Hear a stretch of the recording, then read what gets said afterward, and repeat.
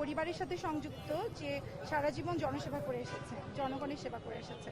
সেখানে আমার শ্বশুর 96 সংসদ সদস্য ছিলেন এবং 4বারের মেয়র ছিলেন, এবং ফ্যাসিস্ট সরকার শেখ হাসিনার সময় বাংলাদেশে 25 জন মেয়রের মধ্যে আমার স্বামী একজন ছিলেন। তো আমার স্বামীর জেল জুলুম অত্যাচারের অনেক শিকার হয়েছেন। সেই সময় আমি আমার হাজবেন্ডের সাথে থেকে এবং আমার হাজবেন্ডের শূন্য জায়গাটাতেও আমি পূরণ করি, দলের জন্য অবদান রেখেছি। তো আমার এলাকায় 2,91,000 ভোটারের মধ্যে অর্ধেকই নারী।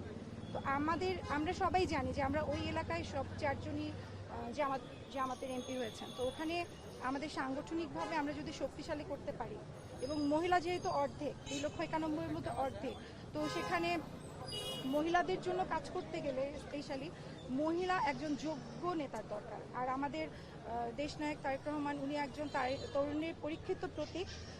সেখান থেকে আমি একজন তরুণ হিসেবে মনোনয়ন চাইতে এসেছি। উনি যদি আমাকে মনোনয়ন দেন, আমি এলাকার মানুষের কল্যাণে কাজ করে যাব। এলাকায় তো আপনার নিশ্চয়ই এখানে এমপি আছেন, যে দলের হোক, অন্যান্য প্রার্থীর প্রতিনিধিরা আছেন, জনপ্রতিনিধি, কিন্তু আপনি সংসদে আইন প্রণয়নের ক্ষেত্রে কি ভূমিকা রাখবেন? আইন প্রণয়নের ক্ষেত্রে আমার এলাকার মহিলারা কর্মঠ কিন্তু সুবিধা বঞ্চিত। আমি যদি সংসদ নির্বাচিত হই, তাহলে আমি মহিলাদের কুটির শিল্প, আমাদের 31 দফায় একটা কথা ছিল মহিলাদের সুশিক্ষা এবং কারিগরি শিক্ষার প্রসার, আমি এটি প্রস্তাব করব ইনশাআল্লাহ। মহিলাদের স্বাস্থ্য শিক্ষার উন্নয়নে আমি কাজ করে যাব। আপনার নামটা এবং আসনটা একটু বলেন। আপনার নামটা একটু শুনুন। আমি নীলফামারী 3 জলঢাকা উপজেলা থেকে। আমার নাম ইফাত আরা জান্নাত। আমি হাসনাইনা হীরা, আমি দিনাজপুর জেলা বিএনপি নির্বাচিত সাংগঠনিক সম্পাদক। আমি বিগত আন্দোলন সংগ্রামে সর্বোচ্চ ভূমিকা রেখে আন্দোলন সংগ্রামে আমি লিপ্ত ছিলাম আমাদের 5 আগস্টের আগে। এমনকি আপনারা জানেন, এবং 5 আগস্টে যে আমাদের যে ভূমিকা অনেক ব্যাপকভাবে ছিল।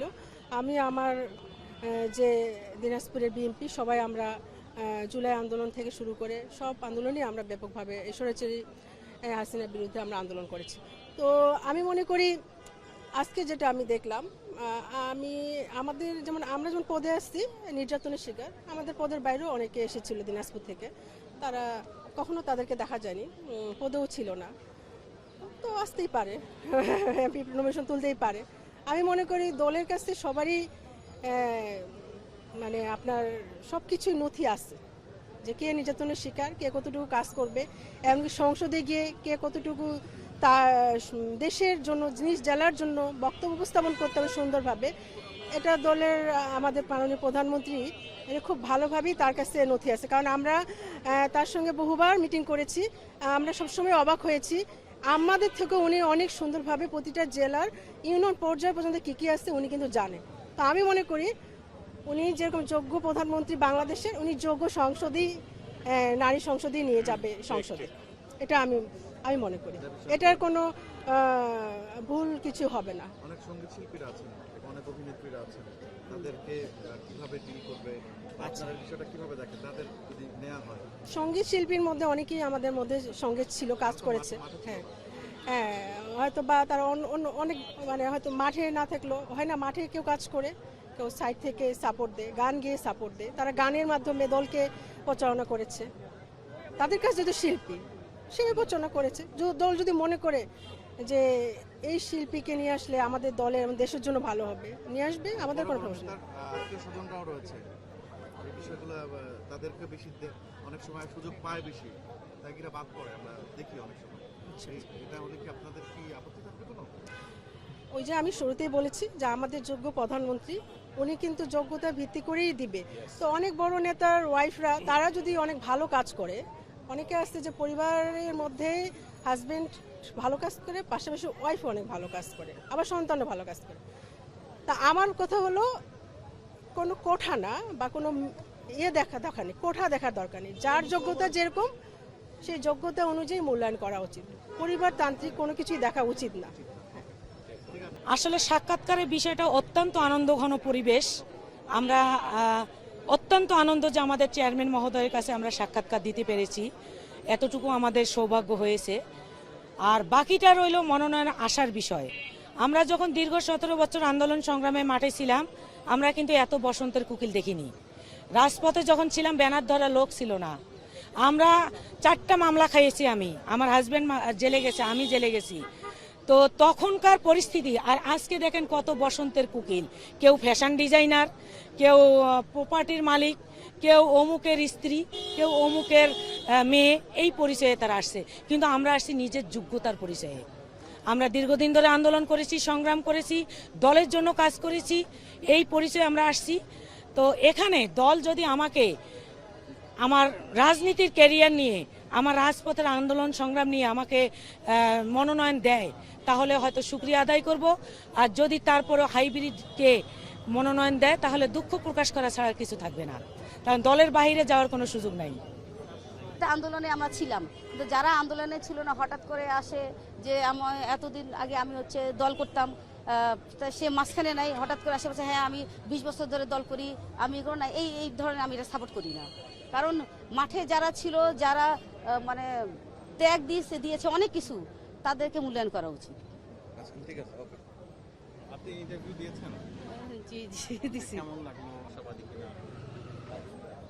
আসলে আশাবাদী, উনারা যাকে যোগ্য মনে করেন ওনারা তাকেই দিবে, সেইটাই। কিন্তু হ্যাঁ, ভাই বোন ওনারা সুন্দরভাবে নিয়েছেন, সবার কথা শুনিয়েছে, এবং উনারা যাকে যোগ্য মনে করবে তাকে উনারা দিবেন, এটা আমি আশাবাদী। হ্যাঁ অবশ্যই, আমি খুবই খুশি যে উনারা এত সুন্দরভাবে ভাই বানিয়েছে, মানে পরিবেশটা এত সুন্দর ছিল যে আসলেই মানে আমাদের কাছে একটা ঈদ মনে হচ্ছে, যে এটা ঈদের খুশির মতো, মানে সুন্দর পরিবেশে আমাদের সবারই ভাই বানিয়েছে। জি, মাননীয় প্রধানমন্ত্রী জনাব তারেক রহমান এখন আমাদের নেতা আছেন, এখন উনি আমাদের মাননীয় প্রধানমন্ত্রী, এখন আমাদের সংরক্ষিত আসনের জন্য আজকে আমাদেরকে ডাকা হয়েছে, এবং আমরা সংরক্ষিত আসনে ওনার সাথে ভাইবা দিয়েছি।